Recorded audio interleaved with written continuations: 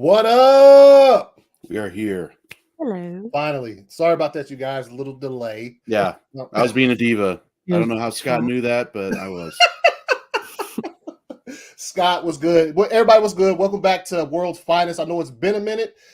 We don't like to do this show unless all three of us are available to do it at the same time. So, like, stuff comes up in our lives, and we just, we roll with it. So, sorry, it's been a while since I think the Batman, when we did our spoiler discussion, was the last time you saw us on World's Finest. But we're here and ready to get this thing going. Scott says, "Well, we see you, Scott." Phil, what's good, homie? So let's fucking go. Yeah. Yes. He was correct, Scott. Yeah. Correct. Yeah, Scott's so smart. Yeah, he says relax 40. Good comment. Really good comment. That was funny. Just listen to my jazz on vinyl. Enjoying Nice. and enjoying the good life. Just need my cigar and bourbon. Yo. No bourbon. What up? What up? What up, Droga? We doing all right. We doing all right. What's up, V? What's good, man? Hey. Everybody else in the chat. Let's see. Sammy, what's up? Ayo, Jack Napier. Meg's the one that don't like the Hulk. What? Fuck the Hulk, bro. she doesn't. She thinks the Hulk sucks fucking balls, bro. What up, Nicotina? What's good, homie? What up, Andre? Voodoo, what's up? What's up? What's up? Excited for the discussion. We are as well. Always Shamarlo Scott, what's up? What's up? All right, so appreciate you guys stopping through, watch the show tonight. Gonna have a good one. We got a couple topics. Obviously, we're gonna talk about Morbius, some Moon Knight. Zack Snyder got him a couple of things this past week. We're gonna talk about that for sure. And a favorite of the show, new Game of Thrones show coming out, House of the Dragon, bro. They dropped some posters and things of that nature, some little images of the characters. We're gonna talk about those because Ryan Rivera was good, homie. Right. V says he said Meg loved the Road cosplay. Jordan, like I love to see you too as well.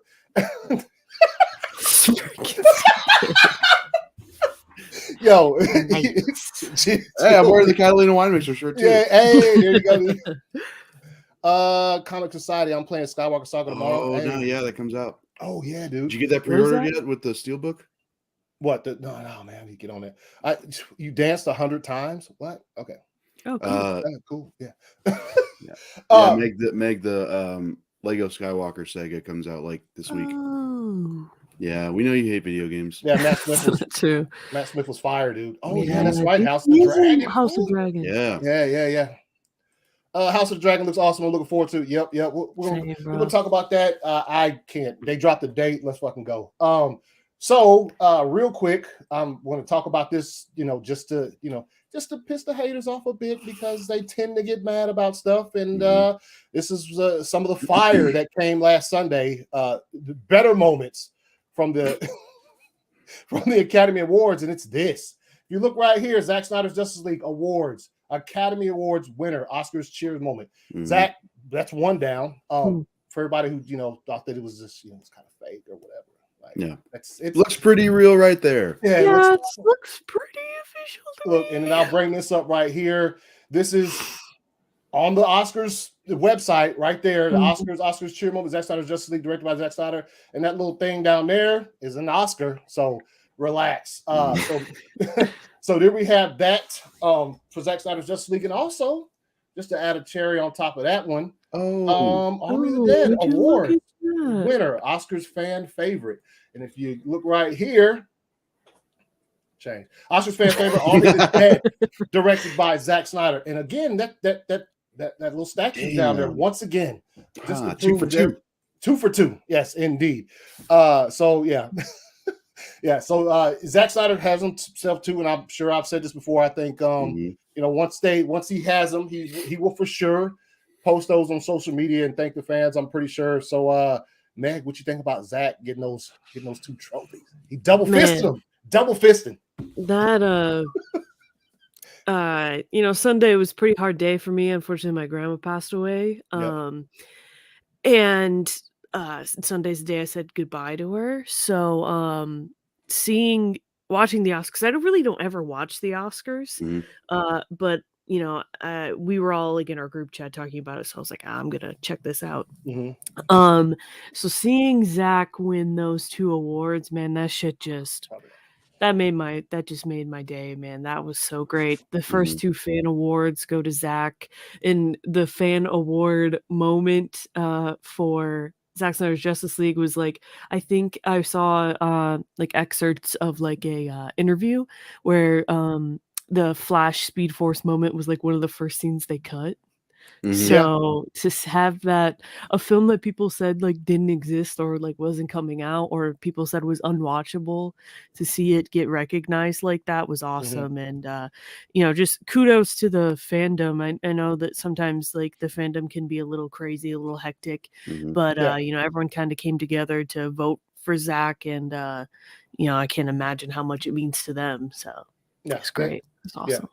They did post on Vero. I saw where Debbie posted about the cheer moment or whatever, and said, called us the greatest fans or whatever. John was good, man. Appreciate you hopping in. Yeah, we did that. Zach got him the Oscar. He deserves him. He does. Joey, what you think, man?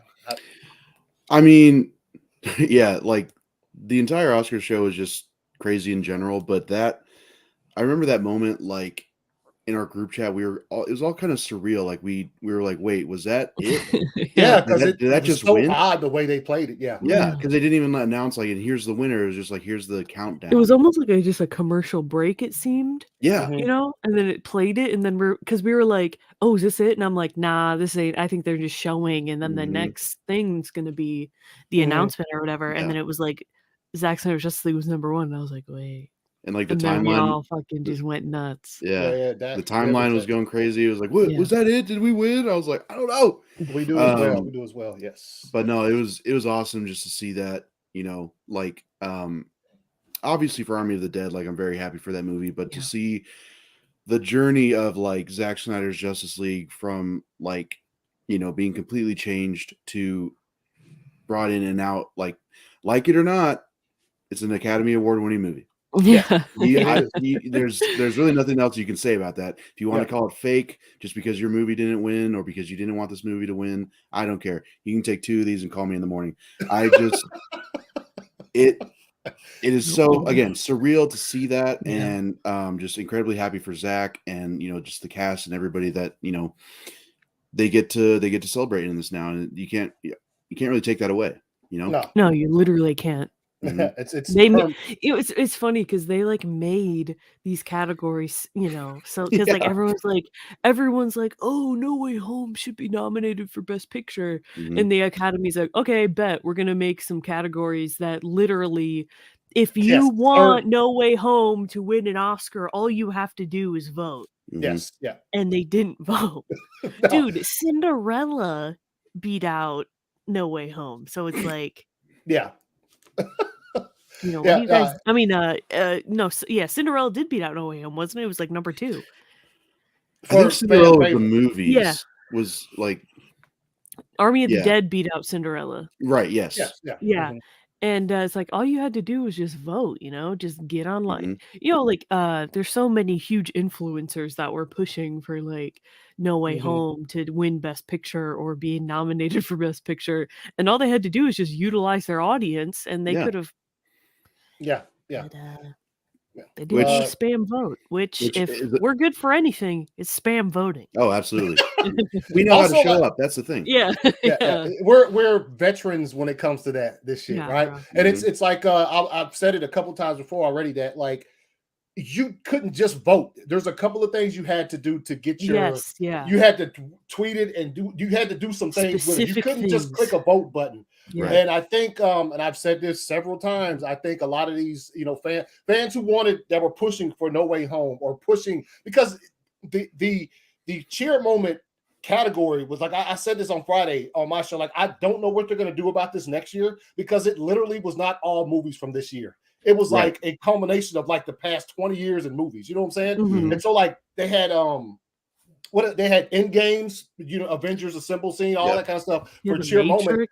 The Matrix, dude, which is literally 1997, bro. Like that's a long time ago. So like which fire scene, I love that. But like I think, and I said this before, I think that a lot of the fans who were pushing who would cheer for Endgame to win it or No Way Home just were like, oh, we got this. Yeah. We got this in the bag. Yeah. You've never faced us before, though. Not us United, baby. Nice. Not us when we're trying to win an Oscar. Yeah. Yeah. Not us when we're trying to get. We are now associate producers of an Oscar-winning movie. Hey, let's go. Let's go. Hey, like I said on Friday, you might as well just rename it to the Zach Academy Awards because go over that shit. Let's go. Let's go. John has a nice little message here from Meg. I'm sorry for your loss, Meg. My thoughts are crazy with you, fam. Landon's in the house. What up, Landon? What's good, homie? Phil also from Meg said he saw. You know, it was I cannot believe how many. Like, I just got so many great messages and like literally hundreds, and I'm still like going through and saying thank you. So if you're here and I haven't responded, I saw it. It means a lot to me and it means a lot to my family. I was kind of been showing my mom some of the messages, and dude, I just can't say thank you enough because that means so much to me, guys. Thank you. We also appreciate it, man. That's our homegirl right there. Yeah. It's our sister showing her love. Yeah. Thanks, guys. Shmal says he feels your pain. Let's see. I think we say everyone can't deny that the Flash sequence was the coolest. It was fired. Yeah. And look, man, look. This is not Spider-Man No Way Home. I love that movie. That movie is fire, dude. Yeah. The Avengers Assemble, that actual scene in that movie, I like that. You know what I'm saying? Like I remember when I saw it, I was like, oh, this shit's cool, right? But that's not to say that this right here, this is a statement that is the Flash sequence was absolutely fucking incredible, and you gotta show up. It was literally a vote system. Jason, what's good? What's good? Voodoo says sorry for your loss, Meg. There you go. Thank you. Raya, what's good? Raya, good evening. Hey, Happy Sunday, good vibes. Yes, yeah. Let's see. And another thing I'll say is Flash was phenomenal. Yes. Wait a minute. I know we brought this up before, but the fact that like Zack Snyder's Justice League, I'm happy that it won, like, for the cheer moment or whatever. The fact that it couldn't get nominated because it didn't have a theatrical run or whatever, I guess that's like the reasoning they used. But like Cinderella didn't either. Yeah. So I'm like, unless it did and it just didn't. If it had a limited, maybe it had a limited, maybe because Army of the Dead had a super limited run. Yeah, it was like I saw it like 3 times. Yeah. It was like, I think it was 2 weeks. It was 2 weeks. Yeah. Right. He says, Ryan says, I remember when I was drawing and my mom told me that Zach wanted to cheer moment and I was hyped up. Yo, that's nice. Yeah, man. Our group chat was going fucking nuts. Yeah, dude. We were like, wait, was that it? Oh, fuck, it was. And then we were like, at one point, wait a minute. We were like, wait a minute, wait. And then, it was like, one thing I will say about the Oscars this year is, it could have been something really cool because, like, they hadn't had one really. Like, they didn't have one last year, right? They did. It was just didn't have an audience or something? Like it was just a host? I think it was just a host, or like it was very limited.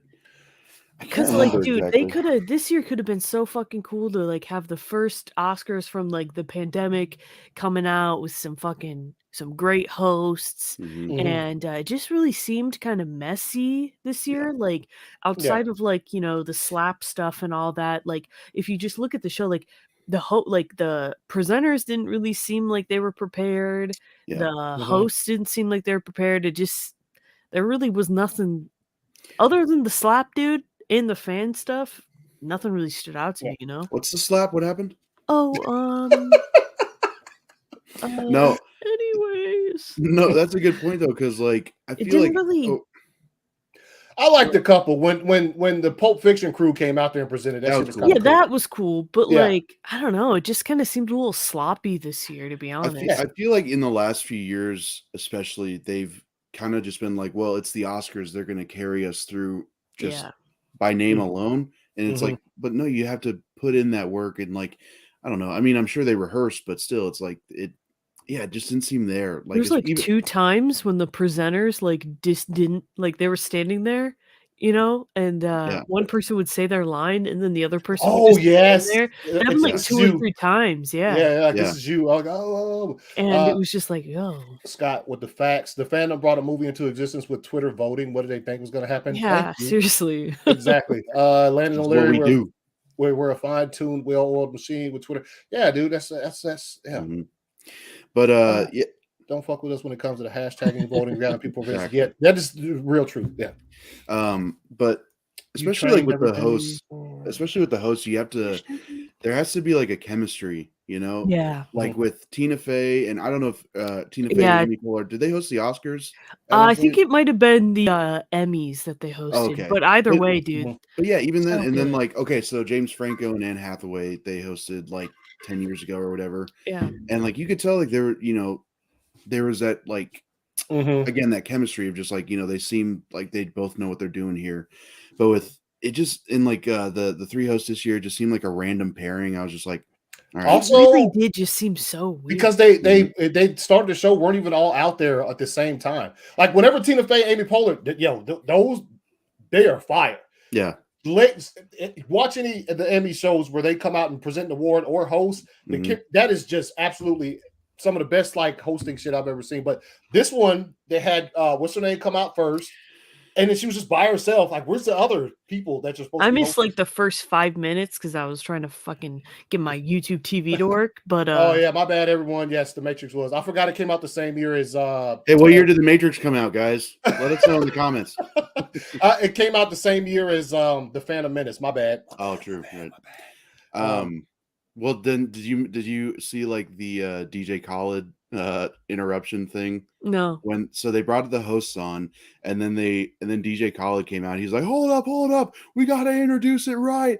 He's like, we got these amazing ladies out here, and it was not landing at all. Even the hosts were like, I don't know if it was like a surprise or what, but they were like, okay, we got it, we're good. Yeah, it's just like, I don't know. Like, I feel like they're trying to, like, they introduce like these fan vote things to like get the young people to watch the Oscars or whatever. And it's like, I feel like the young people are gonna watch the Oscars like without the fan vote stuff, but you just gotta make the show interesting. Yeah. Like, bring in like hosts that aren't fucking Amy Poehler, bro. I'm not Amy Poehler, fucking Amy Schumer. Yeah. I watch Amy Poehler, yeah. Yeah, Amy Poehler would be great. Amy Schumer. Like friend of the show, Stephen Colbert has pointed out numerous times, Bo Burnham would be an excellent so good. Oscar host, or at least producer. Yeah. But yeah, that's our Oscar rant. Maybe they're watching right now, just like, hey, you know what? These three are great. Let's get them. Let's have them. Yeah, what us? Welcome to the world's finest Oscars, bro. Yeah, okay. High ratings though. I guarantee high ratings for us hosting the Oscars. Yeah, at least one. He said I was so mad Cinderella. Okay, chill, homie. Calm down. Dude, if we hosted Zach would be like Zach would be like front and center. I can't wait for Planet of the Dead. Yeah, we all can't wait for anything else in that universe. Dude, I was so hoping because today's Sophia Batella's birthday that Zach was gonna post something, but dude, like some costume shit. Yeah. Cinderella has a limited release around Labor. Oh, okay. Does that make it a good movie or? Definitely not. Seeing Army in theaters was such a cathartic thing, fun time. Yeah, it was. Dude, my mom and I actually went and saw it. We had to drive like an hour and 15 away. Yeah. And no, dude, Army was dope in theaters. Yeah, it was. It was very sloppy as a whole, to be honest. Even when Travis Barker got happy on the drums at the wrong time. Oh, yeah. Wait a minute. It was 3 hours and 15 minutes, I believe, and yet they cut out so much stuff. Oh, the Oscars. Oh, okay. Oh, right. Yeah, dude, because it was like 11 o'clock and they still hadn't done like best actor, best all that stuff. Let's see. What? Drogo, chill. Tina Fey did. He said Tina Fey, the woman. What do you mean? Relax. Yeah. Tina Fey did the Golden Globes. Oh, okay. Oh, Thank okay. you, Scott. She did. Yeah, she did. I love how Scott is just fucking putting you in your place, Joey. Yeah. Yeah, it's hilarious. It'd be like even funnier. Stacey has just watched the final episode of Attack on Titan. I need to get back on. I think I've seen the first season of Attack on Titan. Yeah, I haven't started season 4 yet. Okay, apparently they also announced there's a part 3 coming out now. Part 2 is supposed to be done. What up, Mr. Pressure Fiddle? Sup, peoples? Have a great Sunday. My condolences on your lost Meg, and P.S. Rogue Meg is fire. Yeah, it's fire cosplay. Yo. Thank you. Do an award show that actually celebrates movies, not make fun of them in an insulting manner. We can do that. Yeah, bro. You know how pissed off I got when fucking they did make a joke about the Green Knight. Oh, the last duel. That was I don't even know your name, bitch, and I've seen The Last Duel, so chill. What did they say? It was like something like nobody saw it or like Nobody. We got a there's nobody- screener for The Last Duel. Oh, Anybody nobody want watched. it? Because nobody watched it. I guess we're watched it. nobody. Oh, apparently Drogo's drawing you right now, Meg. Oh yeah, he said he's gonna draw me as. Oh, I won't spoil it, but never mind. you see- Spoilers. Won't stop, can't stop. Yeah. What? All right, leave me alone. Got your block. Yeah. So I'm gonna mod him. yeah. So Zack Snyder had won himself 2 Oscars. Can't wait till he gets them. I can't wait to see him like actually holding the fucking things. And do you think that they'll actually hand them out like for? I mean, if he won Oscars, they'd have to send it. I mean, you know what I mean? Yeah, I know. I just don't know how they're like treating. Like, I mean, it shows it on IMDb that it's like a real Oscar, but I don't know if the Academy is treating it. Someone pointed out that it's a lot like the awards that Sam Jackson got and Danny Glover got. Okay, and they got physical ones? Yeah, because like they actually had ceremonies too, like the night or 2 nights before, and they got like an actual award. And I can't remember who this was on Twitter, but they said like the awards they got aren't Academy committee voted on. They're like voted on by another board or something like that. Okay. So it's like it's quote unquote not as official, but it's also like it is an Academy Award. Like you can't, it's do you have one of these? No, it's an Academy Award. No, I don't. Jeez, thanks. Yeah, I don't either. But so it's like I look at it as the same thing. Like you can look at it as like Ryan, according to Meg, run from this movie as fast as you can. It's just it's on HBO Max. Oh, he said those were awarded by the Board of Governors. Yeah, there you go. Mm-hmm. Yo, Death on the Nile is a good movie if you go into it thinking that it's a comedy. Oh, a lot of humor. No. When I saw Belfast last weekend, I was like, I'm glad Kenneth Branagh had a good movie this year. Dude, and it sucks because Death on the Orient Express was fire. Awesome. That was good. Yeah, that was a good movie. Death on the Express. Death on the Nile? I don't know. Death on the Nile. I just don't think Death on the Nile had a very good cast, to be honest. That could hurt it. Yeah. Especially the whole time I was just thinking about how Armie Hammer just looked like he wanted to fucking eat everybody.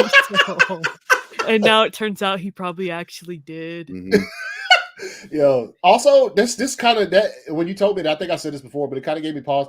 Like, Knives Out was fire, dude. Yeah. I hope the second one doesn't go in that direct where, you know what I'm saying? Because it's when you do movies like a whodunit sort of type of thing, which is always cool. I love like the game Clue and all of that kind of shit. Like those kind of movies are always great. But I hope I haven't seen Death on the Nile yet. So but coming from what you said, I mean I'll probably still watch it once it hits. It's gonna hit HBO Max, right? It's on HBO Max right now. Is it? Yeah. Oh, yeah, I'm watching that shit in the morning, homie. All right. What? Yeah, he is. Oh, all right. Mixed with Hannibal. Yeah. Jesus Christ. All right. So yeah, Zack Snyder's got it's gonna okay, relax, Jack. All right. You can't see the comments right there. No, I have my shit full screen. Yeah, Jack, calm down. God damn it, I gotta check.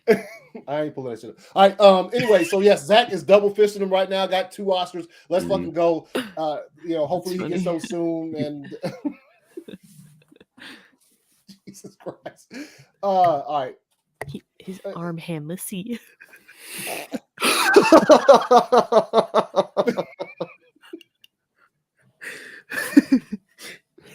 Anyways, let's talk about the Contractor. What is that? I don't know. Yo, Scott's seen every movie, so yeah. Well, I know that. Yes. So Chick-fil-A, except for Step Brothers. Oh yeah, damn! I forgot about that. Scott, watch that. All right, Chick-fil-A is fire.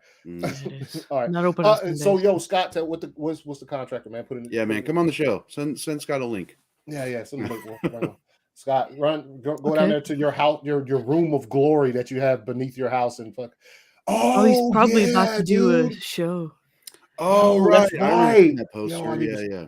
Oh, dude, I do want to see that shit. Chris Pine, the best of the Chris's. Yeah. pretty much. Except my dad. My dad's name is Chris, and he's sorry. Okay. Well, we didn't know that. You second. set us up. You set us up. Yeah. Well, he's probably watching. So. No, you set us up. We didn't know that. Yeah, you said it. We didn't know that. Sorry, Dad. I think you're the best, Chris, but we never said you weren't. That's Nate's fault. Wow. Telling my dad. All right. He's gonna kick my ass. Yeah, he is. Oh shit. All right. So next on the agenda is Scott says I'm here. One of y'all send him a link, bro. Okay. While we're talking about this, I'm about to see Surprise guest that everybody on the stream knows is coming on. Yeah. Scott McClellan. Yeah. So all right.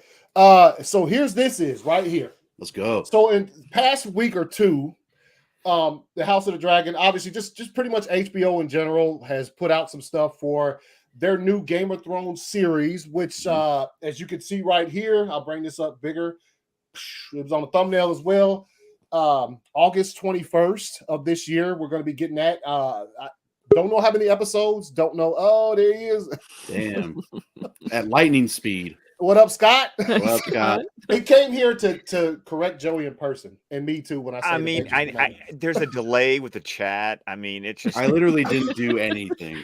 I'm That's the point. That's the point. Damn it. Hey, appreciate you coming on, Scott, man. It's always good to see you. no problem. So they, past couple weeks they put these out. Obviously August 21st of this year we're getting this. Don't know how many episodes. Have they said how many episodes? No, not yet. No. Hopefully it's at least be 10, please. Bro, Game of Thrones and Lord of the Rings come on the same week. Yes. Oh, wow. I told my dad about that, and he was like, "Holy shit!" So is Lord of the Rings going to release all episodes at once, or is it going to go like? Ooh, that's first two. I think that's what Amazon's been doing. Amazon doesn't do something consistently. Sometimes they'll do like Joey was saying, first two, first three, and then like one a week, or sometimes like Reacher, the whole thing was there. Yeah, right. Yeah, it was. Yep. Mm-hmm. And then hey, Brooke, my wife. Hey, Brooke. That's our wife, actually. Yeah, it must be nice to have a wife. Yeah, it must be nice to have someone to love. Anyways, relax. I remember reading the rumor. I remember reading the rumor that the first like 2 episodes of Lord of the Rings are going to be like 3 hours total or something like that. Yeah. Actually, I think you're right. I think he said that like it's going to be like 3.5 hours or something like that because it's basically like a prologue telling like the history or something. Yeah. Yes, wow, fantasy overload. Nuts. True. Dude, I can't wait. Yeah, I can't either. So here we go. I'm gonna go through all these. You got King Vasiris Targaryen. Right here, looking dapper right there. Got you, dude, with the armor. Targaryens always look so swaggy, dude. Is that cat's paw? Huh? Where? The knife, the dagger? Looks like it. Oh, dude, that's a nice catch. Good eye. I hadn't seen this picture that big.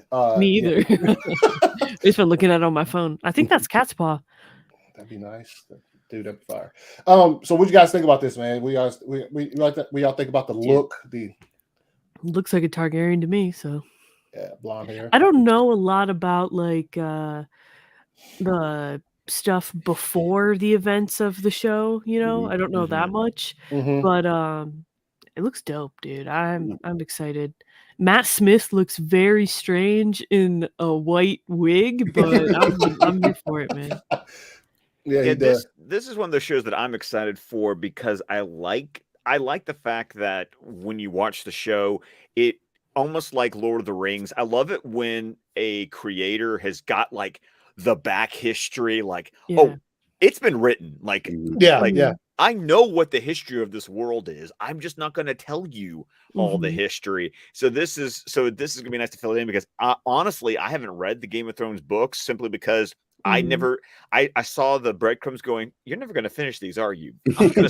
Oh, yeah, dude. I'm not going to start a book series that's not going to be finished. There's so many Game of Thrones like books too, and it's just like, bro, just finish the last one. Come on. Yeah. He's like, I will. I'll get to it. One of these days. At some point, yeah. So here we got Prince Damon Targaryen, and you're right. His shot is absolutely beautiful, though. Looks good. Yeah, dude. Yeah. What's this? What's he got right there? See, I don't know why that sword. It looks yeah, like yeah, but I'm sure it the has a name. sides are like dragon wings. Yes, they are. Yeah. The Oh, hilt. cool. Yeah. No, the hilt. The oh god, what's that? What's that part I think of the it's hilt. sword I card? think that's right. I'm pretty sure it's the hilt. Okay. Hilt Yeah, the because handle? the pommel is the handle. Yeah. Okay. Yeah, okay, yeah. Dude, after seeing Morbius, I just can't really look at him the same way right now. Yeah, he's looking. Dude, if Game of Thrones does anything, they kill it with this like the set designs and the costumes and everything, man. Dude, they look like legit royalty. Drogo, I know. relax. That is messing with. All right, so yeah, he looks dope, dude. I like the little buttons here. Yeah. Right here. Mhm. All right, here we go. Princess Rhaenyra Targaryen. That's how you say it, right? All right, here we go. I think so. Yo, I'm the gonna go with actress who yes. plays her kid or younger her, Looks is that exactly her daughter? like her. Yeah, dude. Oh yeah. wow. Yeah, you'll see it up here when you get to it. Mhm. But yeah, this looks dope too. I'm pretty sure she is like because like most of the like Targaryen like women were like actual warriors and stuff. mhm. Because like obviously the dudes were like the kings, right? So like Daenerys was like, wasn't really a warrior yet. That would have been dope to see her Yeah. Mhm. as a warrior. But yeah, like they actually used swords and shit, bro.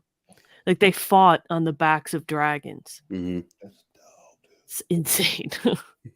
What y'all think of her, man? Y'all got some? I some mean, thought? looks like Targaryen again. Yeah. Yeah, no, it does. It does.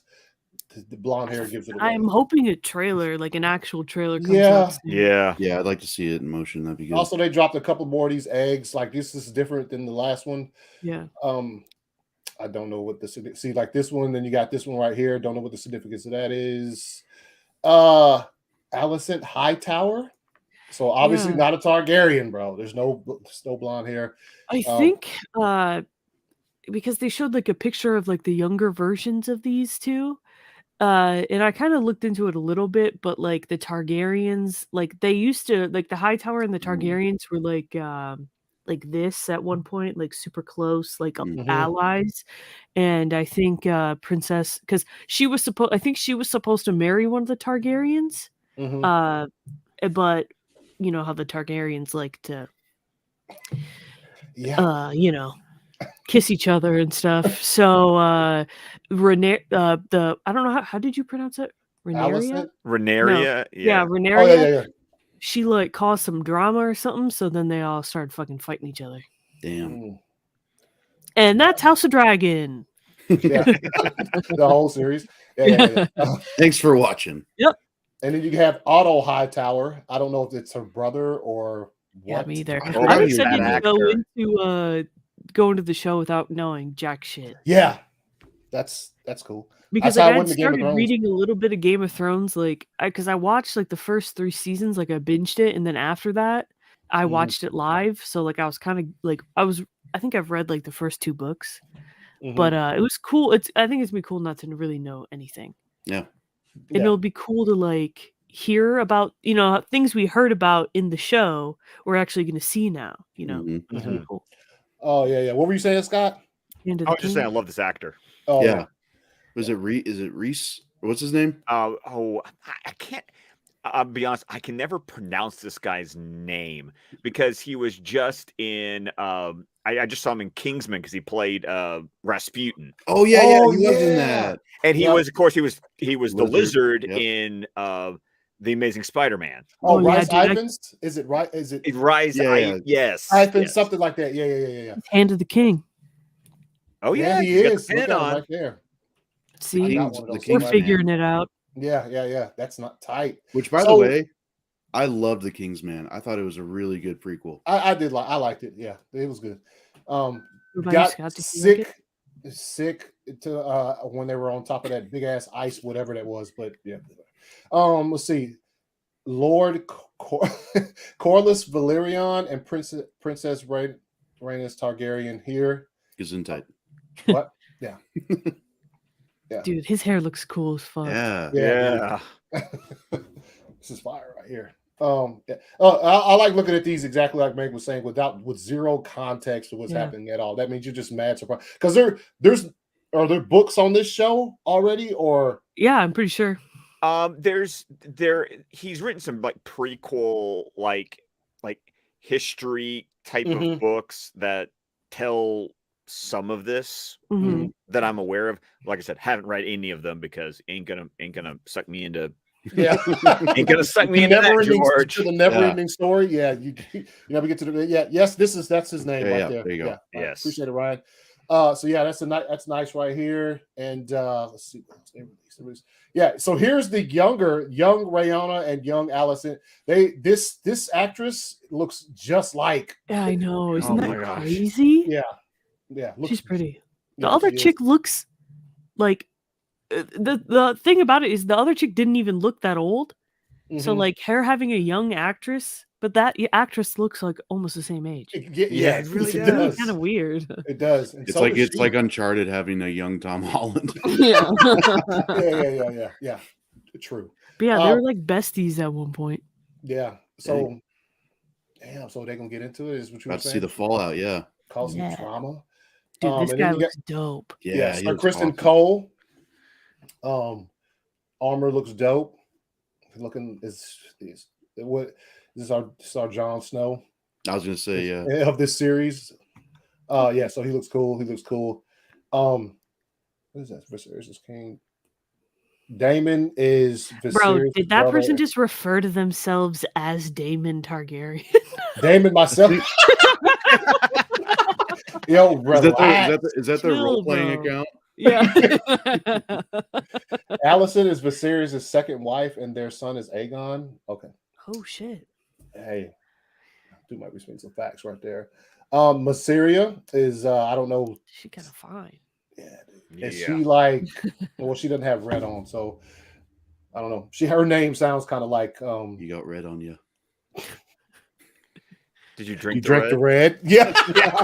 Thanks. Yeah. Oh shit! I went for Shaun of the Dead, not Morbius, but it works. Bro, click on that Homer picture.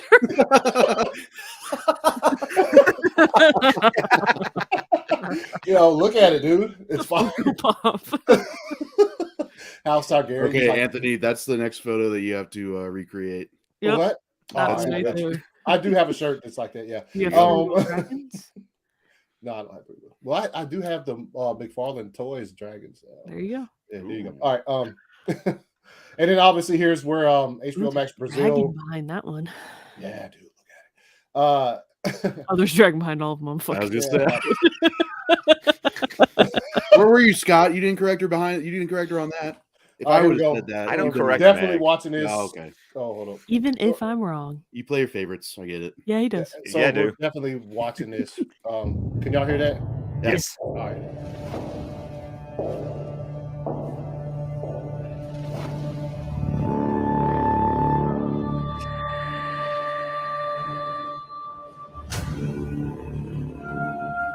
Bro.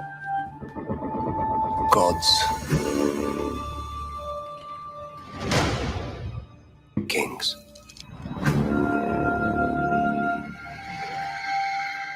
Fire.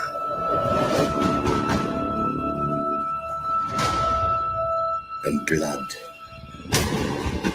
You got a thing for blood. There we go. Dreams didn't make us kings. Dragons did.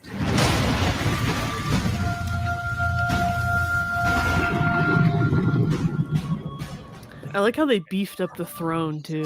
Oh yeah, like even like the stairs leading up to it is. Yeah. He said book accurate throne, correct. Oh yeah, the picture I did see when Game of Thrones was still going on, the first one, it was like it was ridiculous. There was like swords going all up, like a lot more barbaric and yeah. So so we got that coming, dude. How excited are you guys, man, for House of the Dragon? I mean, very excited. Yes. Yeah, I can't get enough Game of Thrones, so like I'm Yeah. I'm gonna be good. Yeah, I'm not really sure where all you guys landed, but I was not someone who was pissed about season 8. None of I, us No, were. We all None we of love, us I were. love I season eight. wanted, I guess I wanted to make sure I was walking into friendly territory here. Oh It's yeah, like, yeah. No, yeah. dude, I was actually just talking about this last night at dinner. It's like a lot of the complaints I heard about season 8 were like the way things happen with certain characters, and I'm like, did you watch the show? Yeah. Yeah. She was acting that way the entire time. You were just okay with who she was doing it to. Mhm. Yeah.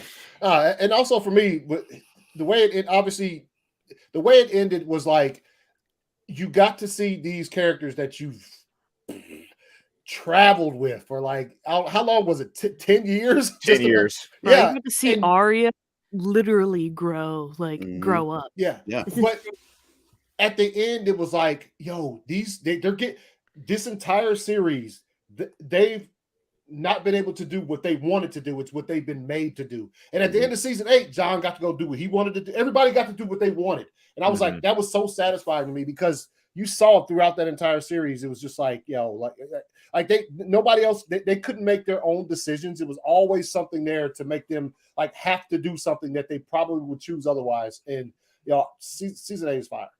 Yeah. Oh yeah. So y'all I thought season 8 was great, and my biggest thing is always nobody like people love not to blame George R.R. Martin when it's like, he had so many years to be like, all right, I better get to work on these last few books. Yep. And it's like, we're in season 4. He's like, oh, it's coming up. Sure. Yeah. Anyways, I'm gonna go take a nap or something. Like, yeah. like nobody wants to, shift that blame over to him too. It's like he had plenty of time, and the writers had to go into kind of uncharted territory. So, well, and what got me was didn't George like give them at least notes or outlines at least of like where he thought it would go. I mean, so it for me, it's like an Edgar Wright situation with Scott Pilgrim versus the World, where you're making an adaptation of something that isn't finished yet while you're making it. Yeah. And you're literally making the parachute as you're falling out of the plane. It's like you do what you can. And for me, in both cases, hell, I love Scott Pilgrim versus the World, and I really enjoyed Game of Thrones. Yeah, no, it just fine for me. Just fine for me. Could have maybe used a couple more episodes, but I would agree with that. What was it? It was 6, right? Yeah. Yes. 8? And then I think it should have been, because I know like season 7 was 8 episodes, which is a cut down from the usual. And then I saw that this one was like 6, and I was like, how are they going to end the show in 6? It moved fast at the end. It did. I think it could have that. benefited from like at least 2 more. Well, and then like episode 3 or 4 got leaked like a few hours before it premiered. Yeah. And so I was like, well, there goes that. Like all the surprises gone. Everybody's made up their minds. Yeah.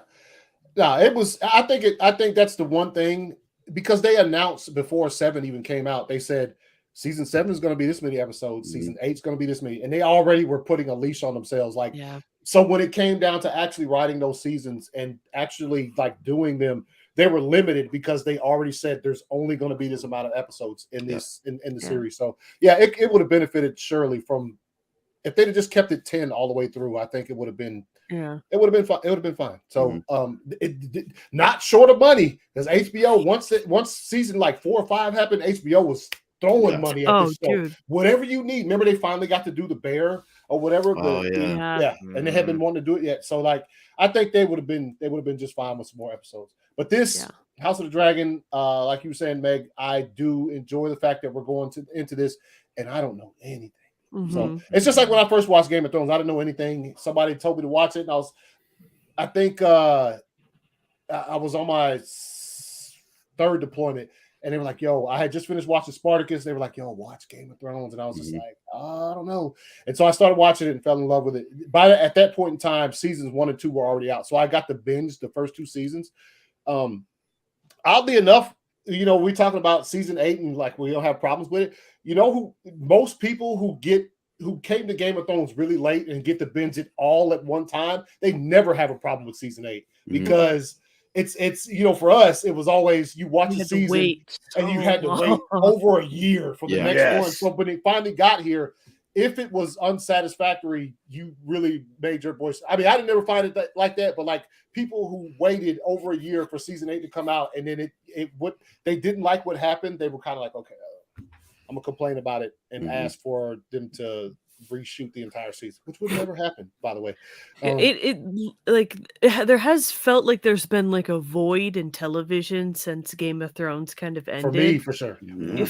So I'm so glad that they're going to continue making like Game of Thrones content, because man, there was like an unmatched amount of hype around Game of Thrones. Like everyone was watching Game of Thrones, dude. I invited, people from we had watch parties and we stuff. had watch parties. Like people from like couples from my church would come over and like make dinner and like watch it. I mean, I can't tell you the last time there was appointment television. I mean, I was still streaming it. I was still using the HBO Now app, but it was still like HBO is great because like as soon as it starts airing live, you could watch it. You could watch it on the app. And I was just sitting there going, I have not had that. Like, when was the last time I had to be there? Like the minute the episode started airing. And you had to. The only show that I ever did that with was Breaking Bad. Because I watched Breaking Bad live. And I would be there right as the episode aired, but that's only because there wasn't really any streaming services at the time that, you could really binge it. But yeah, no, like Game of Thrones Sunday night felt like an event every week. Yeah. And cool. And once it got into like season 5, dude, it was a legit event. Like 9:00 hit, it was, and like Scott was saying, you got to be there, right? Because if you weren't, you can't get on social media. You get the shit spoiled for you. Yeah, you can't at all. If you didn't get to catch it, for whatever reason you couldn't catch it at 9:00 on Sunday night, then you might as well not even turn your phone on until you get to watch it. And it crossed that barrier where it wasn't just fantasy nerds watching it. It wasn't just TV like it reached that permeation of, oh no, we as a nation watching this show. Like, I remember, you talk about water cooler TV. Water cooler TV. Well, I remember I didn't really get into it until about like season 5 or maybe 6. So the Red Wedding happened, and that talk went on for like a week, and I was just like, I don't know what the fuck's going on, but everybody's really excited about it, or like, like kind of stunned by it. So obviously it like you said, it made that impact. It had everybody talking about it. Dude, when Arya kills the Night King, like my shit was like a minute or so behind, and the person that I was watching it with couldn't stay off their phone, so they were scrolling, but they didn't say anything, but they were like, holy shit. And I was like watching the TV, bro, and I was ready for my favorite fictional character, like outside of Wonder Woman. Like Arya is that oh, she's perfect. And I was like, she's gonna fucking die, she's gonna die. And then she she drops the dagger and stabs him. Dude, I was howling. And but yeah, people were spoiling it live. Like it was crazy. He spent all 8 seasons. I've seen people. It's funny because this is the impact of how this hits, because I watched the first 2 seasons in Afghanistan, right? And once I got done with them, I was like, yo, and there was a couple of soldiers I had that had read the books who were caught up. Literally got he was just telling me about stuff. He's like, yo, he's like, I don't know if they're really going to do this in the show or not, but like, there's this wedding where everybody dies. And I was like, what the fuck? He didn't tell me who. He just said, so I remember watching the Red Wedding as it aired. The next day, people who weren't up to it, like, I'm a sports dude. I watch a lot of ESPN. They were on ESPN talking about that shit. Like it was that big of a fucking deal. Like they were like, I'm still reeling from last night's Game of Thrones. I was like, yo, I'm kind of happy I knew about that, because when it started happening, there was no less shock for me. I was like, yo, what the fuck is going on? And he stabbed his wife in the stomach. I was like, oh, this is fucking insane.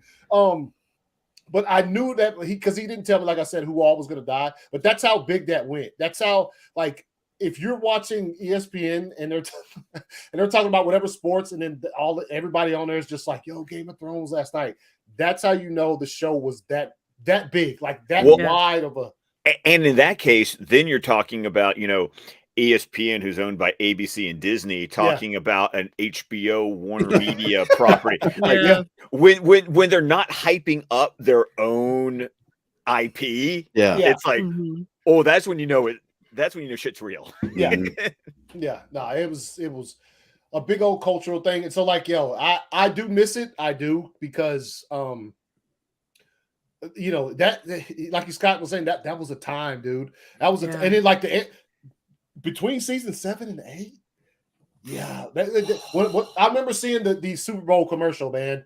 The Game of Thrones one where it had the mountain on there and whatever. I was like, yo, now they're here. Game of Thrones is you're a Super Bowl commercial that's not like it did say the final season and it showed like the date or whatever on there, but I was like, that's when I was like, yo, this is special, because I haven't seen like shows get on that type of level to where they're showing it at sporting events like that. So I was like, yo, this is gonna be insane. So we'll patiently wait for House of the Dragon. It'll be here. Impatiently waiting. Real talk. How many packs of those Game of Thrones Oreos did you guys go through? A lot. Because I bought a hefty amount. I actually I did not get the Game of Thrones Oreos. Really? Yes. Anytime they're special Oreos, I fucking buy a shit ton of them. Dude, I was looking for the Batman ones for weeks. I couldn't find the Batman ones. They're not in America apparently. Oh, well, great. Yeah, I learned that after I had searched for so long. Yeah, they made Oreos for the Batman. Yeah. I gotta get to the Red Wedding was when people this is actually this is when people realized, yo, Game of Thrones ain't fucking with you. We're gonna murk people that you love on this show. So. And that one was great because at that point Heather had read the books, and she was and so she knew what was coming, and she was watching me going, I can't wait to see his reaction to this. Nice. Yo, I was by the time they cut what's the their mother's name? Caitlin. Yeah, Caitlin. by the time when they did that and I was standing up like watching it. Yeah. So like, yo, this is wild. Yeah. So yeah. House of the Dragon, let's fucking go. So let's move on to Moon Knight. First episode came out this past week. Yes, I enjoyed it a lot. Oscar Isaac is fire. If fans or buts about it. Basically pulling off like 3 roles in one show. So so good. Yeah. So Scott, what'd you think about Moon Knight, man? I enjoyed it so much. It was funny. I was actually up at 2:30 in the morning. I've never watched one of these things like when they drop. It was my birthday, so I was allowed to be up. Yeah. Ridiculously late. It was so funny because I went from watching This Is 40. I had a sense of irony, and to watching that. And I remember I was DMing Meg. I was like, Meg, have you watched? Are you like? I think I saw Meg tweeting. I was like, Meg, why are you up? Are you watching Moon Knight? I like randomly woke up at like 4 a.m. and you had sent me a tweet and I liked it or something, and you're like, why aren't you awake? And I was like, are you watching Moon Knight? Man? Yeah. Because Oscar Isaac, I love that man. Yes. I can't, the only things, I'm not the biggest fan of the sequel trilogy for Star Wars, but I don't complain about him in them. It's like even when I don't like what he's in, I still like him in it. Yeah. And I was watching this going, okay, what do you get from me? Because I've read some Moon Knight comics, not a lot, but some. And so I was like, okay, how's this going to go? And then, that opening scene with Ethan Hawke. And apparently Ethan Hawke like improv'd that. Like that was like his idea for his character. And shit. I just was like, okay, they're going places in this show. Like if that's how you're going to start your show. Cool. And so I was really enjoying it. I thought it was really interesting how they disoriented the audience by like, we were in Steven's point of view. Like Steven didn't know what was going on. We didn't know what was going on. And the only thing that pissed me off was the fact that I didn't recognize that the voice was F. Murray Abraham, because I love Amadeus. And I read that in the credits, and I was like, yeah. So my only overall complaint was just the CGI rubberiness of the cars during the car chase. I was like, but like, and that's me nitpicking. That's me going, those aren't real cars. But other than that, I'm looking at this going, keep this, keep this, or go more. And this will only be my third Disney Plus Marvel show I've watched, because I haven't watched all of them. But this one is like, you're onto something. They're onto something here. It's like, keep doing this. Like, this is the stuff that you weren't doing in the movies that made me tire of the movies. Do this, and you got me. Got you. Real quick, William Powell was good. He said he'd rather eat the girl. Wow. There you go. So Mag, what'd you think about Moon Knight? I loved it, man. Like Scott, I love Oscar Isaac. Anything he's in is just better because he's in it, you know? He's been killing it, man. He's in Dune, Star Wars, now he's in Marvel. Absolutely crazy. The opening to the episode, man, when he broke that glass, and I was like, what the fuck's he doing? And he puts it in his shoes, and then when he's putting his shoes on and he's like struggling to put his foot in his shoe, I was like, and the Foley of the I was like, what? And then he's just walking casually on him. I was like, what the fuck? He put on the glass slippers. Okay, relax, Joey. Have a good night. Thank you very much. I'm not even gonna give him shit for that. That was good. That was good. And I liked how we saw like everything through Steven's perspective, and he's just like this super awkward, super like dorky just guy, and I loved that. And he works in the museum, and he wants to be like a museum tour guide, which I think is like so cute, man. Steven is adorable, and I don't know if we're supposed to think he's adorable, but I do. He's leaving his mom. He's leaving his mom all of these long messages, which kind of makes me sad because I'm kind of thinking his mom is probably dead or something. He says litigators, and that was cute. And I don't know a lot about Moon Knight literally at all. Like the only thing I know is what I've just been kind of like researching on my own, which is not a lot. But throughout the episode, I kept seeing like alligators. I don't know if you guys noticed, but like, I just kept seeing alligators. So I'm like thinking that is like important. I don't know. Well, they might be crocodiles, which then would just the Nile and go back to the Egyptian roots. Death on the Nile. Got it. You have a frame of reference for this, man. We found our way back. And I liked something that I think Marvel does a good job of in a lot of their content is the use of music, like especially not just like the score, but like actually putting songs into certain. I think they do a really great job of that, and they do. I think in this show, it's great. Like the music was such like emotional cues at times, and like when he was going out on that date. And he's ordering the steak, but he's vegan, so he's like, I'll just have like your best steak. And he's like, how do you want to prepare it? He's like, good, yep, good, yep, that's good. And I was just like, oh my god. And it starts, I don't know what the name of the song was, someone linked it to me, but I think the use of music was really great in this. And the CGI was a little wonky at times, but I think the ending really kind of I don't know what the word I'm looking for. I just went blank. Redeemed like the wonkiness in the car chase with the whole like going from Steven to Mark to Steven to Mark, and then that crazy like alien thing that he was fighting, and then you see the suit reveal. Dude, that was sick. How the suit just starts like forming around him, and then you see him get tackled, and then oh dude, I think the CGI for the suit looks great. And how the suit looks like almost like mummy wrappings. Yes. Yes. Yeah. Mm-hmm. Yeah, no, I loved it. I think it's probably the best first episode of any of the Disney Plus shows. Because if you've been watching any of our like reviews of the shows, most of the time the shows start out really slow, like horribly slow. Actually, I think this one, if I'm not mistaken, I thought I saw it earlier. This show in particular for Marvel on Disney Plus is the highest rated first episode of all of the shows. Yes. Yes. Yeah, because like Loki, it took me like halfway through the season to even get into the show. Yeah. WandaVision was good, but I think it only was good because it looked cool. It was unique, going through all of the stages of sitcoms. Yeah. Falcon and the Winter Soldier I did not like until like the third or fourth episode.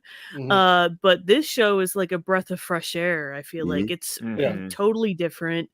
The character is super obscure compared to anything else that they've done, and it was cool to see like we didn't really get to see a lot of the violence, but you got to see the aftermath of just like bodies with blood just chilling, which is you don't really get to see that much in Marvel, so I thought that was cool. No. You actually got to see aftermath. You got to see exactly. consequences. Yeah.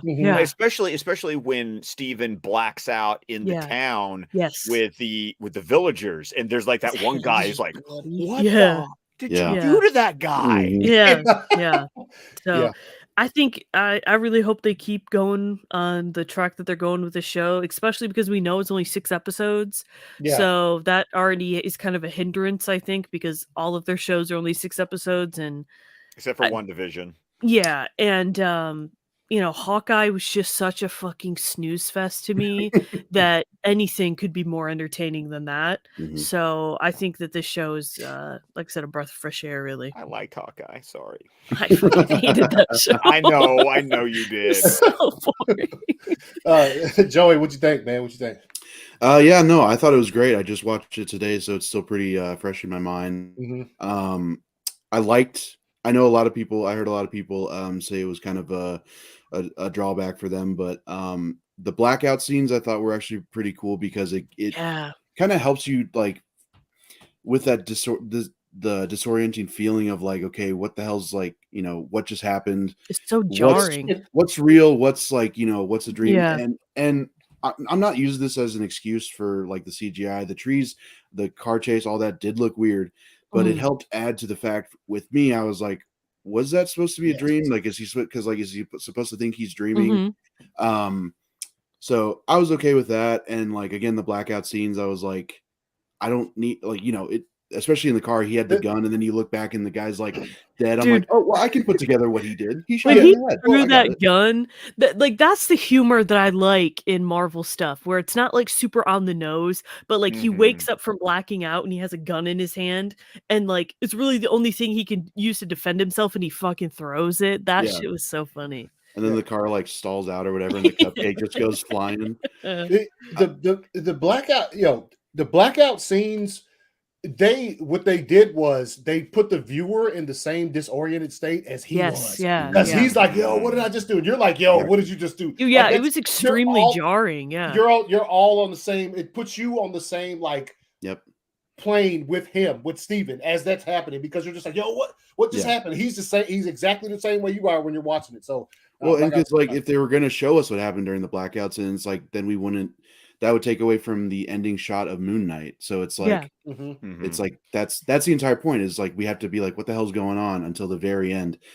Which that mirror scene, both of them actually, the one in the elevator and then the one at the end, that was so well done. And just like I can't remember if it was one shot or not, but it looked like it was like rotating, and it just kept cutting to. I think it was rotating, because sometimes like they're both in the frame. Like you could see part of Steven's head, but you could see all of Mark. Yeah. No, I thought it was really well done. I'm kind of in the same boat as Meg. I wasn't a huge fan of Loki. Even like the last couple episodes didn't really do anything for me. The last episode is good. I watched them just for the fact of like furthering the story of, because like I knew it was supposed to like influence.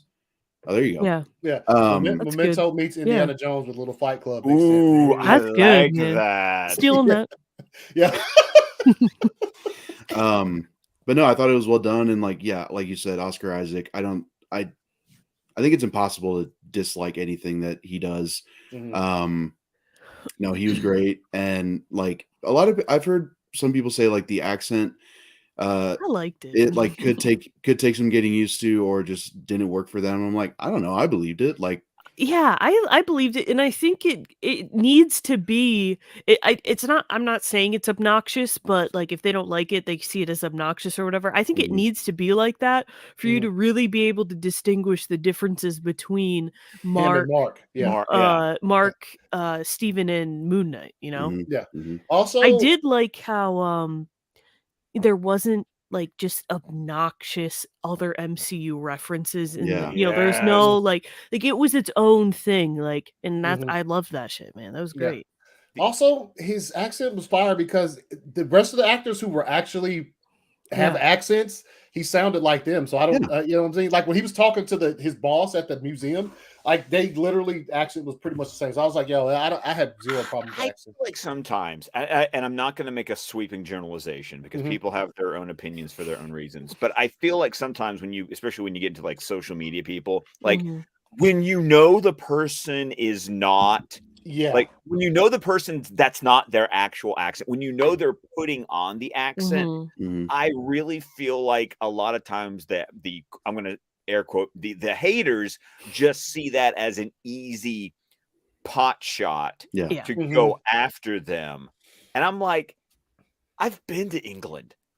Accent worked fine. I've watched an ass ton of BBC my entire life. Accent Yeah. worked just fine for me. Like Mhm. Yeah. it's like, yeah, I mean, it's like how many of you get bothered when you know that there's a British person who's putting on an American accent?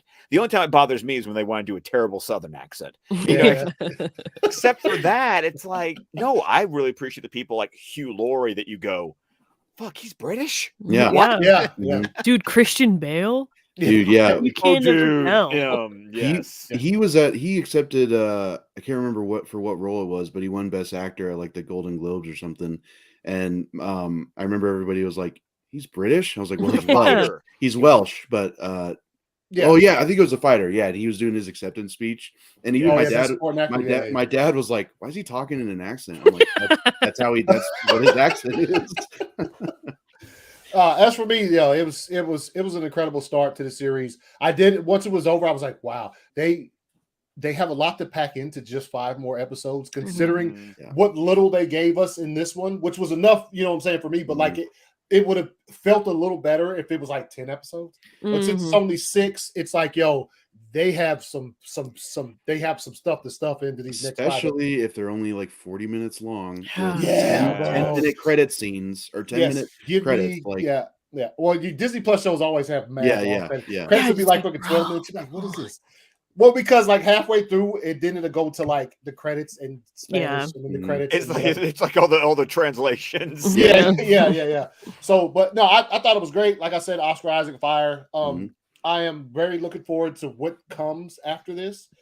And the car chase, it was because they were going with some of the camera whips that you see in other movies where like the camera will go inside of the vehicle then outside. Yeah. And then so that made like some of the car stuff, it looks like the cars were bouncing around weird. Yes. It didn't take me out of what was happening. Like I could fully understand it, but yes, I do feel you on that. But like Meg said, at the end when he changes in the moonlight, That was awesome. That did. I was like, okay, I forgot about that. The car chase. Yeah. This is absolutely incredible. And also the way he dragged that little whatever that demon Bro, he dog was whooping Oh, that yeah. he thing, dragged man. it back into the bathroom. I Yeah. was like, yo, let's go. He whooped it. Yeah. No, it was tight, man. And I think thusly it's rightly so that this is the highest rated first episode of a Marvel Disney Plus series, just because it was good. It's better than I've watched all of the other series that they've had on there, and I thought this first episode was the best out of all of those to me. Yes, Scott. I don't want this time to pass without giving mad props to Ethan Hawke. Oh my god. Oh, yeah. I forgot it. Every time you saw him, were you thinking, damn, he's walking on that glass right now? I know. I was like, Oh, man, his yeah. fucking feet was hurt. And Also- he's one of those actors that's just like, you know what? They didn't try to make him look pretty. Yeah. Like, I mean, I'm not even sure if they tried, like, I haven't seen Ethan Hawke in a while, and you never know when they've been like maked up or something. Yeah. But it's like, no, he's just like I feel like he's just kind of like a guy that's just like, nope, I am this old. Like, this is what I am. And so I'm playing a character that it's like fits who I am now. And I love actors who can make that graceful transition into the character, who were maybe a little bit of an ingenue, because like I remember Before Sunrise, Yeah. But then, but then transition into this where you're like, you're older, you're a little bit rougher looking, but yet it fits the character. And you're just, he still just has that quiet, that scene in the museum where he's like coming after Steven was like, dude, yes. He portrays that villain like as this like wise yet like super intimidating just like figure. Like he looks like a harmless like dude, but like little do you know he's got fucking glass, literally walking on broken glass.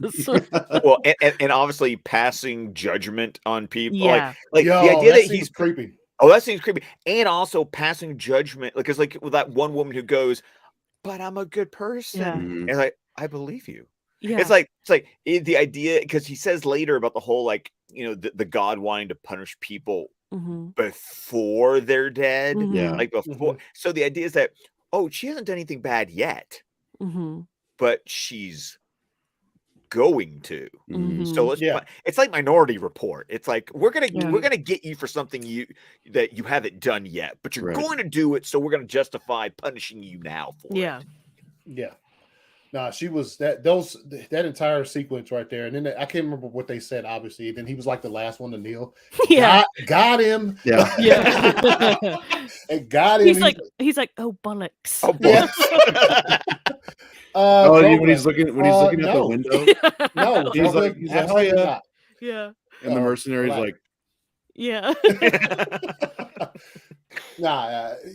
CGI car chase aside, the show is fire, dude. I can't wait to see what they do next week and how they try to top what they did with this one, because it was great. And also, there's a lot of chirping about episode 4 is supposed to be like, oh yeah, all the critics who got that was another thing, and I know that Philip brings this up, and I kind of agree with him. It's like, you let critics see 4 out of 6 episodes.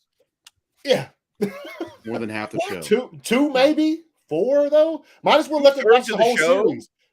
Yeah, why don't you just let them watch the whole fucking thing? Yeah. Yeah, I don't know. Yeah, so but apparently episode 4 is crazy.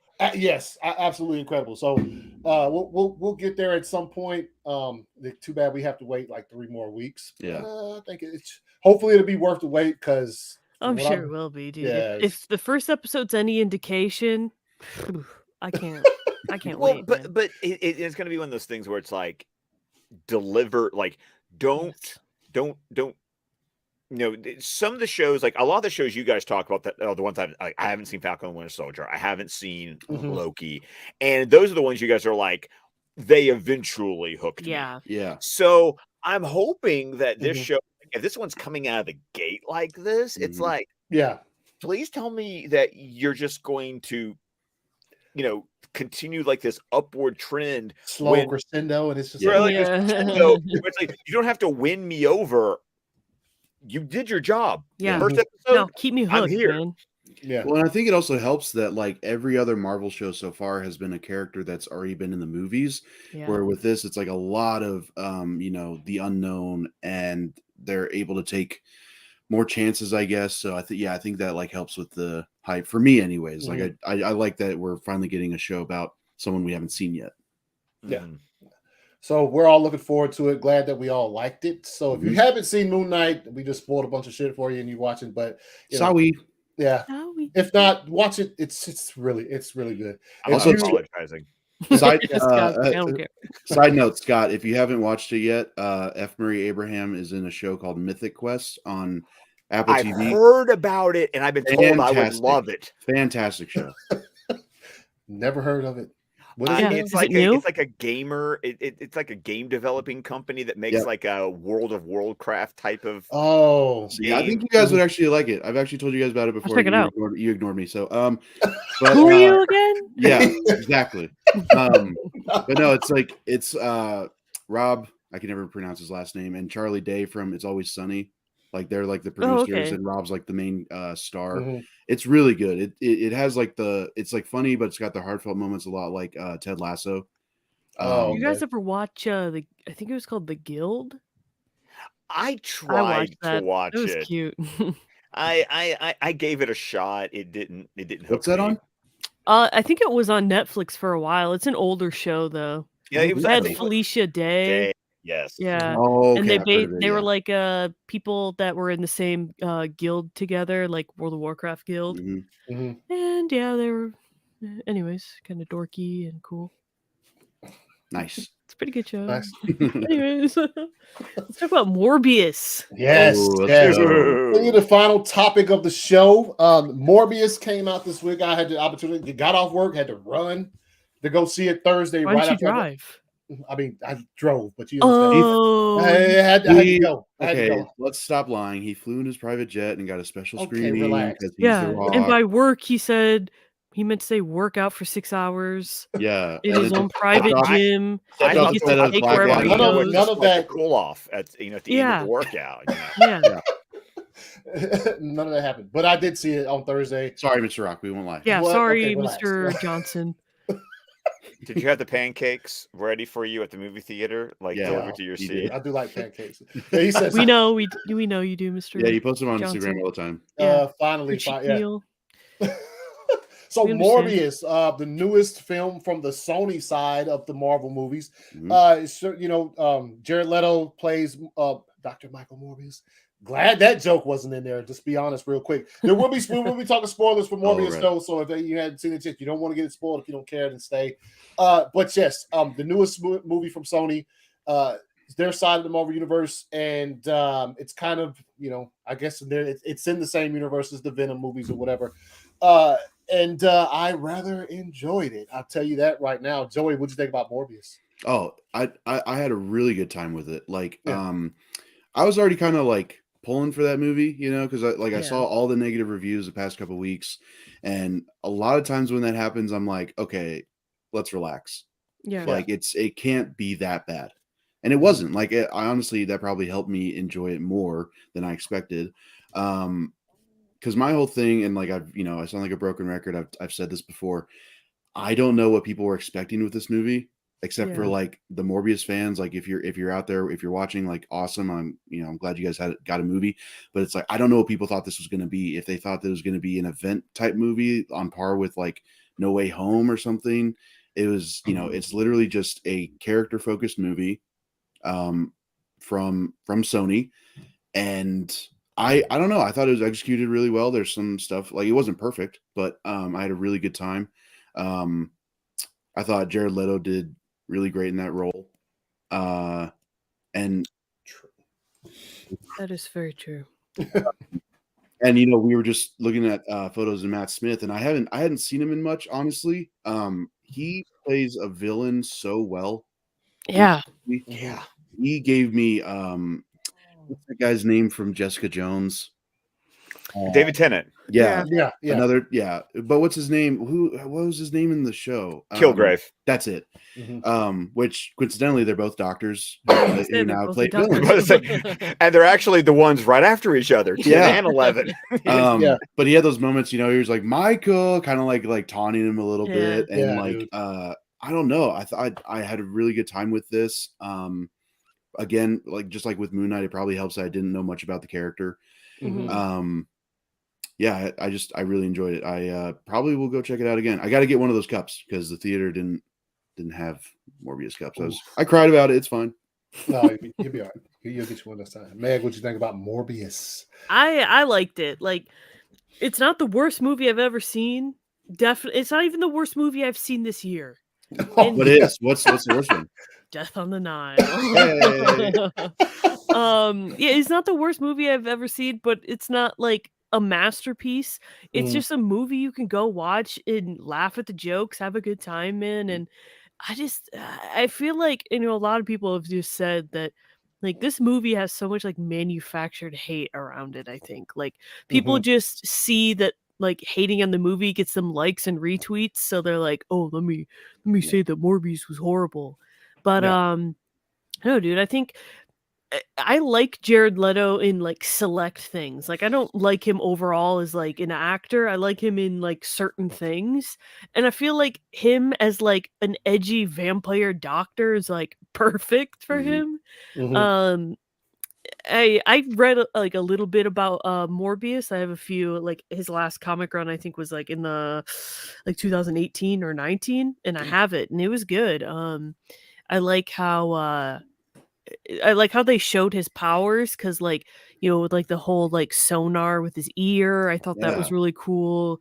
And because like with him, he's not like a character that like you can't see his powers, so I think it was cool the way they showed them, like the whole train station thing where he uses like the wind to like propel him to fly was cool.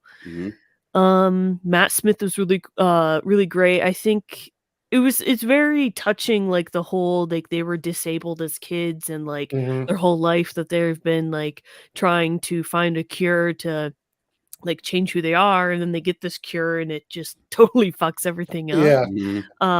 It's just like a like total wish fulfillment, right? And no, it was cool. I think the end fight though could have been a lot longer. Like there's obviously things cut out of this movie. Even from like if you watch the trailers, like the first trailer, like so much of that first trailer is missing from the movie. Yeah. The end fight where he like uses the sonar to control like the bats, like get the bats to him, and that was dope, man. That was so cool. That was cool. But then it just kind of ends and you're like, okay, and then he's just like flying through the city and you see his chick, the Dr. Martine, like her eyes just open. And that's where it ends, and you're just like, okay. It's kind of quick. I do think that they could have explained how like the bat DNA gives him all of these powers better, because it just kind of tells you, yep, he gets this bat DNA and then he just turns into a vampire. But maybe just what it is, like, I don't know. I don't really remember how it is in the comic books, to be honest, but I think that could have used a little bit more explaining. But it was enjoyable. I thought it was cool. I like the opening credits with the purple. Yeah.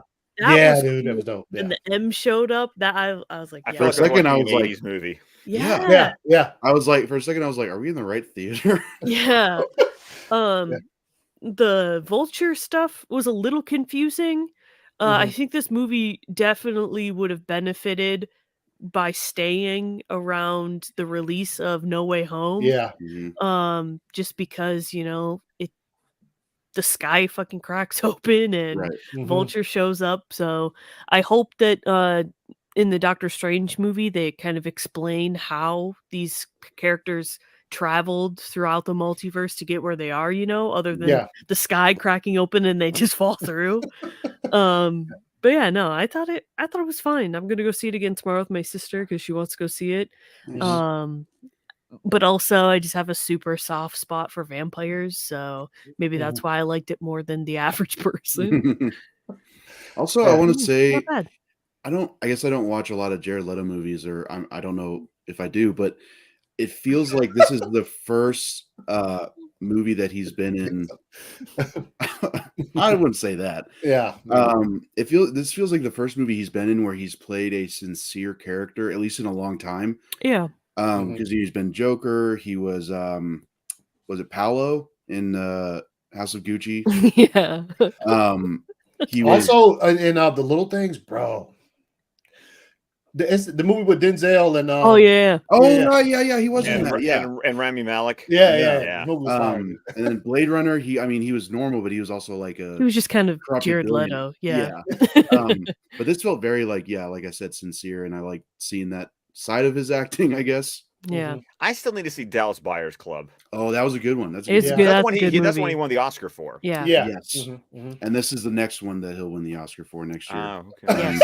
Morbius Sweep. Morbius Sweep. Thank you. Morbius We Sweep. start here. So Scott, man, what were your thoughts on Morbius? You know what? I kind of like Joey. What were your expectations going into this movie? I mean, I part of me feels like one, I grew up watching 90s comic book movies. So, you know, I have a bar. You've been through it. I've been through it. And then over at Squadcast Media, you know, we do the thing on our Patreon where we're literally watching every comic book movie ever made. I'm sorry. I've seen the worst comic book movies ever made. I didn't see that one. I eventually, you know, Howard the Duck. Howard the Duck. Spoiler alert, Son of the Mask. Yeah. You know, I've seen truly terrible movies. Superman and the Mole Men. Did you get your hands on the canceled Fantastic Four movie from like not yet? Yeah. But you know, so it's like I have a level set. You know, I've seen shit. And I've seen shit, and I've seen shit. And so when I watch this, it's like, no, this is like at one point I said, if this was maybe rated R instead of PG-13, I totally would have expected Wesley Snipes to show up as Blade in this movie. Yeah. Like it had that feel, because also for me, you know, I would my only knowledge of Morbius came from the Spider-Man cartoon series, because he shows up in that cartoon series, and of course, who also showed up in those episodes, Blade. Yeah. You know, so it's so it's like I was level set for that, and I was like, just give me a fun sci-fi vampire movie that is on like all I was hoping for was give me something on par with the first Venom movie. Like that was like, you know, don't go Let There Be Carnage, because I really didn't.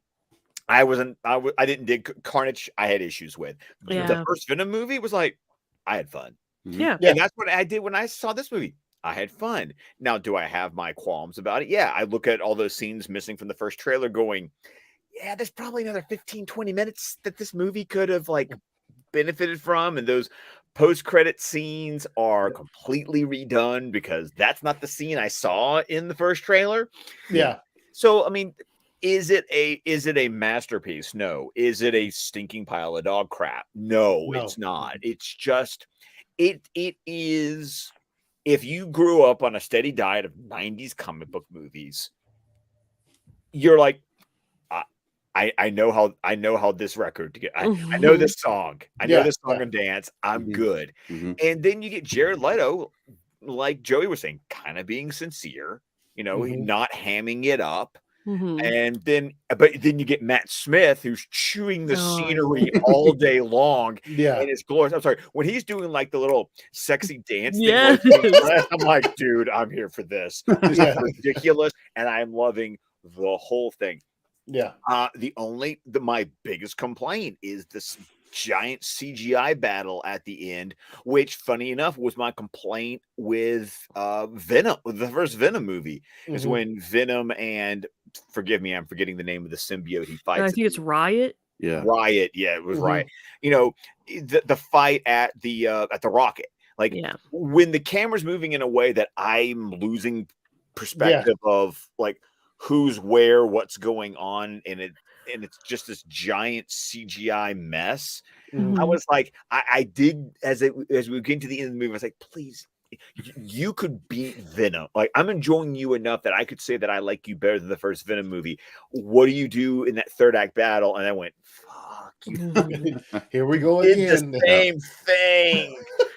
So other than like, except for the CGI fest at the end, I was on board because I was like, you're entertaining me, and you're not the, you know, you're not the what's the word I'm looking for? You're not this blasphemy of cinema that the social media was making you out to be. Yeah. Oh, yeah, you're right. Yeah, all you guys, great points, because I feel the exact same way. And look, one of the things I was watching it, and I've already heard the shit that come out the past couple weeks about it or whatever. So I'm watching this and I'm just like, yo, I like this though. Like I'm watching, I was like, there's nothing here that disgusts me about this. Yeah. Like, you know what I'm saying? And then once it was done, and I sat there at a point and said, I didn't waste any money on my ticket. This was good. You know what I'm saying? Yeah. So like I thought, I was like, yo, Jared Leto was on point. Matt Smith was on point. I liked the dynamic that they had where, you know, they were kids and all of that, the entire movie. Yes, the CGI fest, yo, they tend to do that. I don't know if that's ever going to change. That they at least I don't think it was as bad as the Venom one, but it was still there's a lot. And the other thing for me, sometimes when they were fighting at night, once he broke out of prison and found him, some of the effects, because obviously, like Meg was saying, you can't see his power, so they wanted to put those effects in there. Yeah, you know, when they be moving around and stuff, it made it a little bit hard to see for me. But other than that, I was like, yo, this movie's pretty good. I love the character design too. I think they made him look like not scary, but just like they made him look like you'd expect a vampire in real life to look like that. He looked like Nosferatu. He looked like a cat. Yeah. Like the nose and like everything. Yeah. Also, I saw a lot of people dogging on it, but the line, you wouldn't like me when I'm hungry, I was like, okay, I thought that was all right. Like, well, he obviously, like, it wasn't meant to be a joke he was being serious. So, like, I don't understand. And I'm sorry, when I heard Edward Norton deliver that exact same line as a joke in Portuguese, in The Incredible Hulk, which you know, but this one is like, no, this gave me feelings of like when Bill Bixby said it as David Banner in the Hulk TV show. The first time you hear that line, you're like, don't make me angry. You wouldn't like me when I'm angry. That gave me the same line. So I'm with you, Joey. I thought it worked really well because he had just like gone like bat face. These two FBI agents are like, oh no, we know we're dealing with freaky shit right now. Well, the one guy, he brought in holy water too. I just think that people I've been seeing so many clips and stuff from the movie shared online that's literally someone just taking their phone and just recording the screen and they're like, oh, this movie looks like shit. Yeah, it's gonna look like shit when you're recording it from your phone and uploading it onto Twitter. Like, exactly. It's just, I feel like with non-Disney Marvel projects, like they don't get the benefit of the doubt from the get-go, you know, like everyone loved Spider-Man No Way Home when it came out. Now you're kind of seeing people kind of shit on like the CGI and stuff, but like when it first came out, everyone was clamoring for it, everyone loved it. But like even like with Let There Be Carnage, it was the same thing. No one gave it the benefit of the doubt just because it just says in association with Marvel instead of just saying, you know, Marvel Studios. Yeah, so I just feel like any project outside of the Disney Marvel stuff is just always going to get this kind of reception. But Morbius felt like it was just a lot. Like, dude, I posted a tweet and said, you know what? I liked Morbius. And that was literally it, bro. And people send me fucking death threats in my DMs and stuff. I was like, over a movie? Like over Morbius? And you and I were talking, you were like, I just said I liked it. I didn't say it was good. Yeah, I literally didn't say it was good. I just said I liked it, you know? And people were like, this is April Fool's joke, right? And I'm like, no, I liked it. Yeah. Because I can be entertained by a movie that like the cinephile in my brain can go, oh, this isn't great. Yeah. But I still was it becomes Russell Crowe from The Gladiator. Are you not entertained? Yeah, exactly. That's how I am with most, like, I feel like most movies I see, I generally like, because like I'm not gonna go watch a movie I'm not interested in, you know, like it's just not something I do. So like I feel like I find redeeming qualities about any movie I watch, you know, even Death on the Nile, like there's parts of that movie I liked. But like people are just so quick to say like this is the worst movie I've ever seen, this is blasphemy, this is like a degradation of cinema, you know. It's just so the hate for this movie is ridiculous, and it's coming for people that haven't even seen it. That's the main thing that's getting me is most of this negative stuff they haven't even seen the movie yet. My biggest complaint is the criminal underuse of Jared Harris in this. I was just gonna say movie. I could use a lot more Jared Harris. I thought he was good, but like I feel like they cut him out a little bit. Oh no, because there's that great line there's that great scene of them on the park bench from the first trailer. It's like, when is the cure when it's worth, when's a cure not worth it when it's worse than the disease? Like, oh, that was supposed to be like this really amazing moment between the two of them. And that's what makes me go, this movie got edited within an inch of its life. Well, you can even see like that very last post-credit scene where he's driving. You can tell that was from the reshoots, because the way that the camera would be on Vulture, be on Morbius, be on Vulture, it was like they weren't even in the same room, and that's not even Michael Keaton. Oh no, no. The mask looked dope though. No, like, it his looked suit looked cool, and it was like, what did he even say? He was like, I think, you gotta go. Yeah, I gotta go. Gotta do Fanimated. Oh yeah. All right. Appreciate it, Scott, man. Hi, Thanks, Scott. guys, for having me. Hey, Scott. Anytime, man. Take it easy.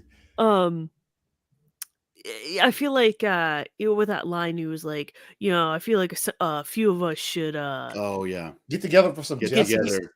Like, what are you talking about? Which is cool. I think they're gonna like do like a redo of like the Sinister Six with like more obscure villains, which would be dope. I think the whole time I was watching Morbius, I was like thinking, like, how cool would it be to see him flying through the air after like Spider-Man or something, or like see him flying through the air going after Venom, because Morbius as a character is way more of an anti-hero than Venom is. Like Venom in comics and in shows is like just a straight up villain, Morbius, like throughout like his publication history, like a lot of the times he's trying to find a cure for himself as his state of like a vampire, and I think Morbius works better as a Blade villain anyways, because Blade's a vampire hunter and Morbius is a vampire. So but no, I think that Morbius works better. Yes, I was thinking the same thing. Yeah, I was like, yo, that's disgusting. Yeah.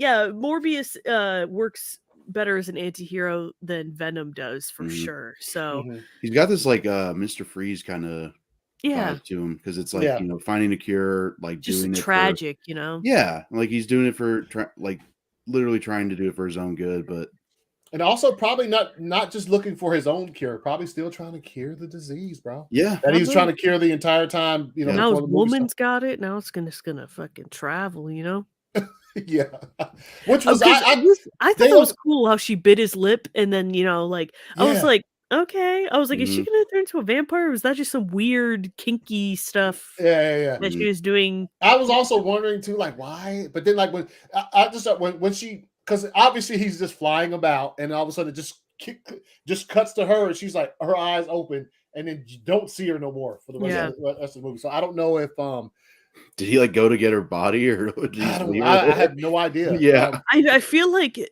would have been cool if they would have shown him like look like quickly look away, and then the movie ends there. Yeah, because when he was flying and it showed her open her eyes and it cut back to him, it looked like he looked down, but I don't. It's such a weird weird. I'll have to look for that tomorrow. Yeah. See if you the lip bite threw me off guard at first. Yeah, I was like, yo, what is she doing, bro? Me too. I was like, oh shit. It's like, because in Twilight, about to clap right in Twilight, I feel like that's the same way. Like they can bite someone and then give them their blood, right? And then they turn. I think. I don't know. I haven't watched Twilight in a really long time, to be honest. Obviously, she's turned though. That's obviously. Oh yeah. But it makes sense that way, like she consumes a vampire's blood while she's dying. Yeah. So yeah, I enjoyed it. Thoroughly enjoyed it. Hopefully, I think with all of the stuff that was cut, and I'm guessing if they actually, which Sony pretty much they listen to the people who watch their movies. They'll, when it comes out on physical media, there's probably going to be a director's cut, and it's probably going to have all that shit in it. Yeah. You You know know what I'm what saying? irritates me is that, like, people want The Amazing Spider-Man 3. Obviously, there's been, Yeah. like, a campaign for it, but then you don't go out and you don't support fucking Sonyverse Spider movies, you Yep. know? Yes, Like, you if have you to. want The Amazing Spider-Man 3, guess what you're gonna have to do? Go see Morbius. If you want, I would agree with that. Yeah, Yes. yeah. if you want more BS, then go watch Morbius. Yeah. All right, But, have a like, good night, who do guys. you Thanks for having me on. who do you think the Sony versus Spider-Man is gonna fucking be? Mhm. Obviously, it's Andrew gonna be Garfield. the dude that's already the Sony versus Spider-Man. Yeah. Yeah. Who just came back in a movie last year. Mhm. Yeah.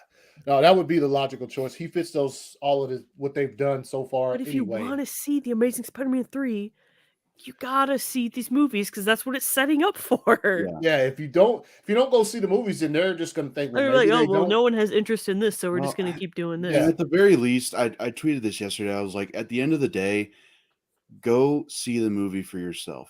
Mm-hmm. Yeah. Judge We the always movie say on that. its own on its own accord, but like with your that way you'll know that you did that on your own. You didn't like put too much trust in reviews or critics or anything. Mhm. You gave it a chance, and when you do that, you never know. You might like a movie more than you expected.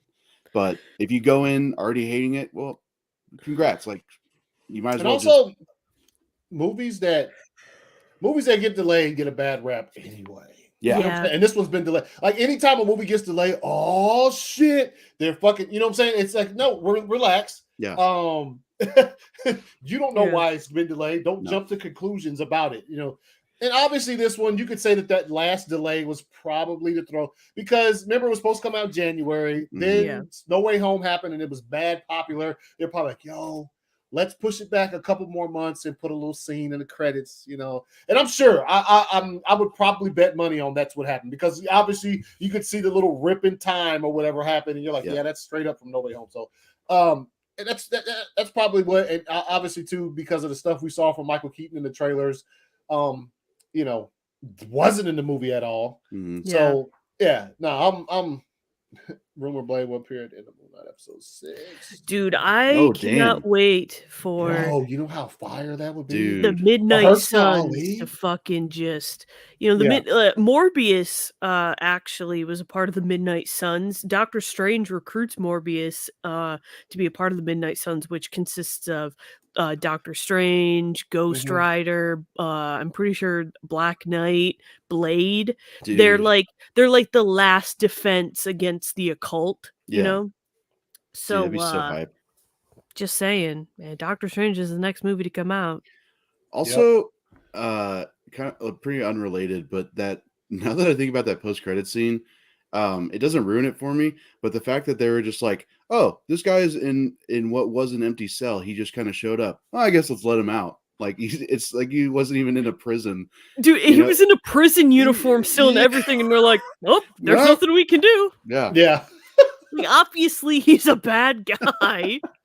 I don't know why I just thought of that, but I don't know. I still didn't mind the post-credit scenes, although a little confusing. You know what I really liked in Morbius is the reveal that Matt Smith's character is a vampire, with the whole you know, he's limping when he walks into the cell, and like he's acting all like crippled and stuff, and then the Kaiser he Soze leaves vibe. he leaves the cell and he's like straightening up, he's losing his limp. I was like, that was cool. I really like that. Straight up some, and then he didn't, and nobody noticed it until like he was going the cane. Yeah, he's like, yo, the cane's there. He's like, oh, yo, as soon as he did that and started, and then the little Kaiser Soze fucking limp, I was like, bro, that's fuck. He did it. Like I literally thought that Morbius had killed the damn nurse, and then I was like, I had a feeling when they didn't show. Like, but I was like, who else could have done it though? Right. Yeah. And then now you just see. And then he shows, like, doesn't he like kind of nod the flask at one of the guards or whatever? Yeah. And I'm like, oh shit, here we go. Yeah, this motherfucker. You want Blade to fight Morbius and Dracula and hell yeah, dude. I'm so ready for the supernatural side of the MCU to just flourish. Yeah. Oh yeah, they are. Moon Knight and Punisher, also Midnight Sun. Yo, did y'all know there was a fucking? I saw this shit earlier. There was the original Blade movie, Wesley Snipes. There was a Morbius alternate ending. They fucking cut that shit. Yeah, that's fucking. I never saw that. It's literally just like probably a stunt double or something. Like kind of far away, but it's like, you know, it looks like Morbius. But yeah, they cut it out or just like. So this is change it up. Yeah. Jesus Christ. Yeah, look. So it's Blade, and is that his mom's? Oh, no, that's the one girl from the. Dude, can we just talk about how fucking cool Wesley Snipes looks as Blade, dude? I don't think I've ever seen a cooler looking superhero. So they just look up and see like this dude at the top of a building, and then they're like, oh, and he goes to pull his. Says, damn. Yeah, he does. He's like, damn, let's get this motherfucker. Look. And now we got Joe Rogan. Oh God. Who was that? No, I don't know. I don't know who that is. It just looked like Joe Rogan for a second. He goes, damn. He was like, damn, who is this cat? Yeah, damn. Yeah. So let's watch this whole thing and see. Yeah, because they're walking out of the final barrel. The coolest thing about the Blade movies is that like Wesley Snipes, you know, could actually kick someone's ass, you know? Yeah. And so like the fight scenes weren't like over choreographed and stuff. Like he was actually doing that shit. Well, and the crazy thing with Blade, like today's standards, it could probably pass for PG-13 if not for like the language too. But like, because when he, you know, cuts the vampire or whatever, they just like dissolve. Like, there's not a lot of blood or guts. It's just like the only big time blood part is when he cuts fucking Deacon Frost in half and he cuts back together, which looks mad bad. If you see that shit today, it looks terrible. Yeah. Dude, he looks so good. Like, you know, everyone talks about perfect casting. This is perfect casting. Yeah. Yeah, so I'm pretty sure it almost makes you forget about that they had to digitally add the eyes of like that story where they had to open his eyes. Yeah, because he wouldn't open his eyes. That's so ridiculous.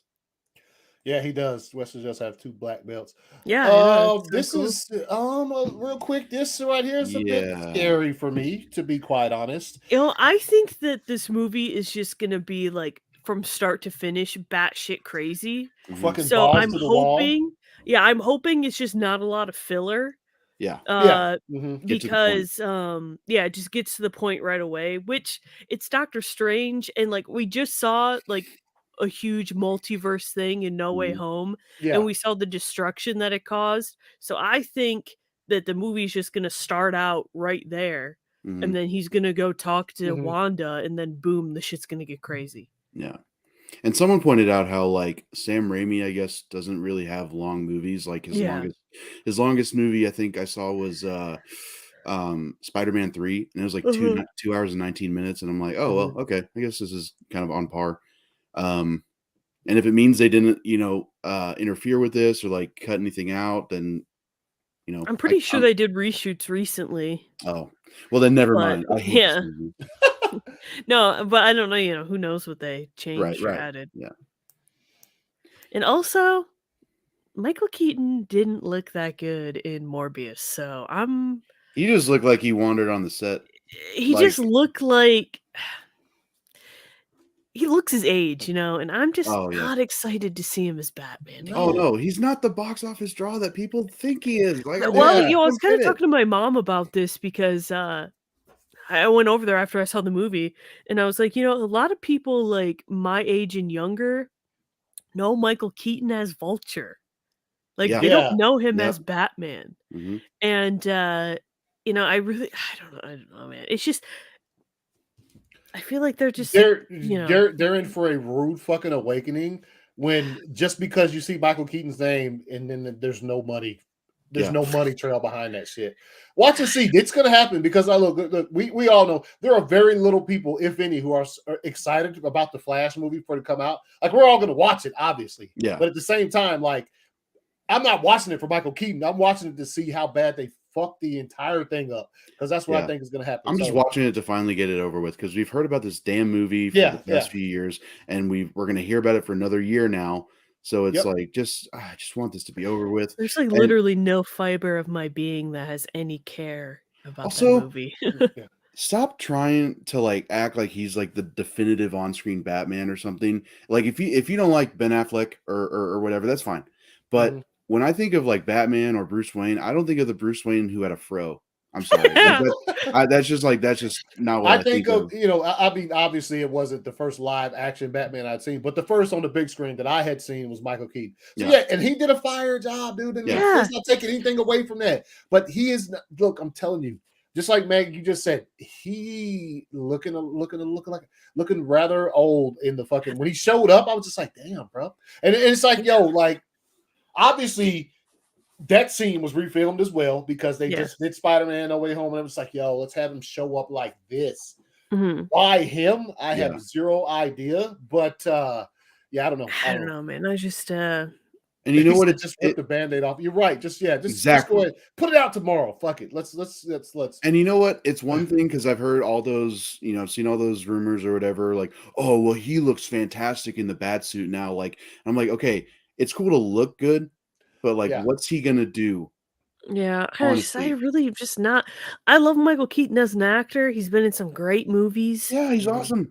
I just don't want to see him as Batman, and I don't want him to be the DCEU Batman. Makes no goddamn sense. Yeah, it's losing momentum for real. It says, imagine if in Doctor Strange we see Reed, but in the end it's revealed he is from the MCU universe. Reed Richards, fucking fantastic. Like imagine they do what they're doing with the Flash, or at least what the rumor is with Tobey Maguire. They brought him back, and they're like, well, now he's going to be the Spider-Man. Yeah, Tom Holland, the kid that you all loved. Yeah, he's done. He's no longer the MCU Spider-Man. Bringing in Tobey Maguire. Yeah, they'd be mad. Tobey Maguire was a great Spider-Man. Yeah. I think he's more beloved as Spider-Man than Michael Keaton is as Batman. Absolutely. So, yeah. But yeah, I'm just like, okay. Not sure what they're going to do. Like, he probably looks great in the bat suit because you can't really see his face. No, so also, and let's make this perfectly fucking clear. Any kicks, punches, flips, not even him in the suit. So fucking relax on that. That dude is not doing any of that shit. That's all stunt work. So you can just, this is where Keaton belongs as Batman in a fucking Batman Beyond. If you're gonna put Keaton in there, that's probably where I would put him personally. Yeah. Batman Beyond, because he's just literally with a cane and not doing shit. Then we got to find out why he's even in Batgirl. And I'm just, it's just. That's why I'm glad that like Marvel's putting out a lot more content. Even if the Sonyverse stuff isn't like masterpiece amazing, it's still like good. It's still fun to watch. Marvel is putting out a ton of different stuff, and it's fun to watch. If you don't like Moon Knight, there's plenty of other content on Disney Plus that you'll enjoy. Yeah. There's movies constantly coming out of this amazing connected universe that is universally loved, and it's usually pretty good. Yeah, usually. So, it's just I guess we're gonna have to rebrand, guys. Yeah. No, everyone's finest. We could be we could call ourselves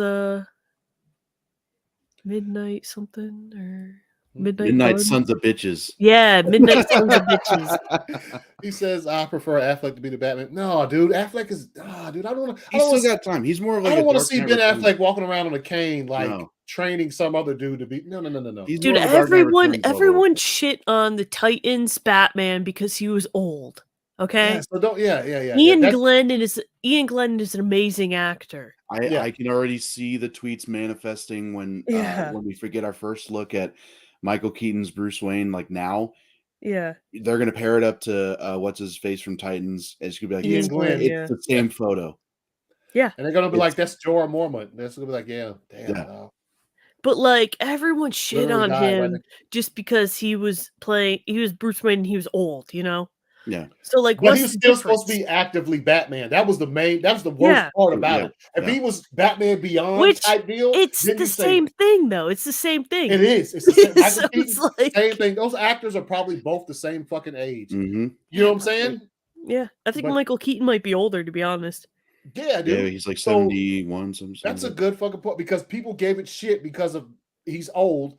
And then they're just like, yo, that just doesn't fit. Like this, that just doesn't fit a 30-year-old Nightwing. Well, you're getting the same fucking thing next year in the Flash. You're gonna be getting a 20-some-year-old Barbara Gordon with a 71-year-old Batman. Yep. Commissioner Gordon is younger than Batman, which is absolutely ridiculous. So, yeah. Anyways, go watch Morbius. Yeah.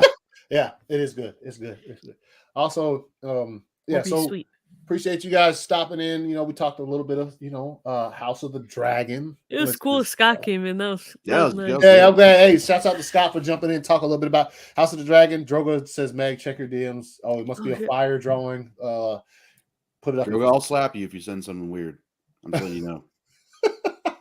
Oh, dude, that's dope. Except my eyes are green, not blue. Ooh, canceled. No, canceled. dude, that's awesome. Hold on. Let me open up Twitter 1 second.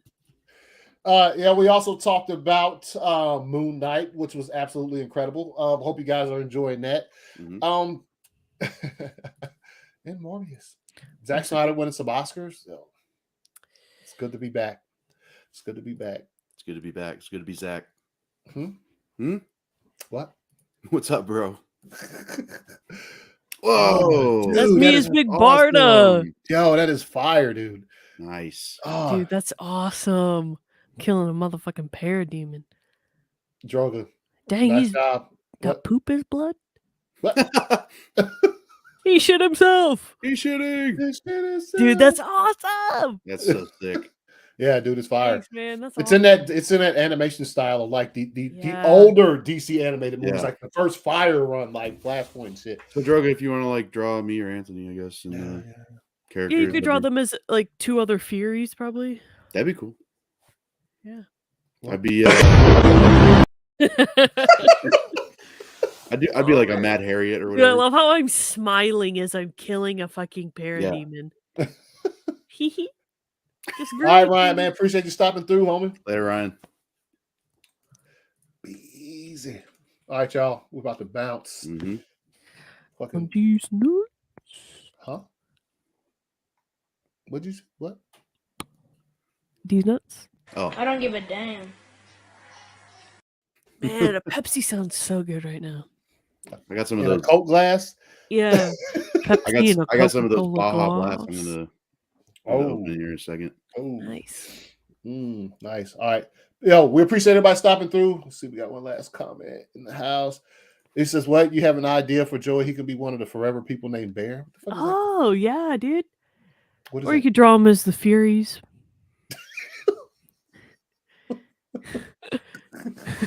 I don't know what to I don't know what to make of that. That was All right, y'all. We'll see y'all.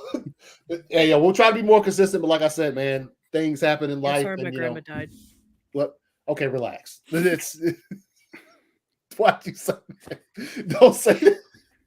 Peace.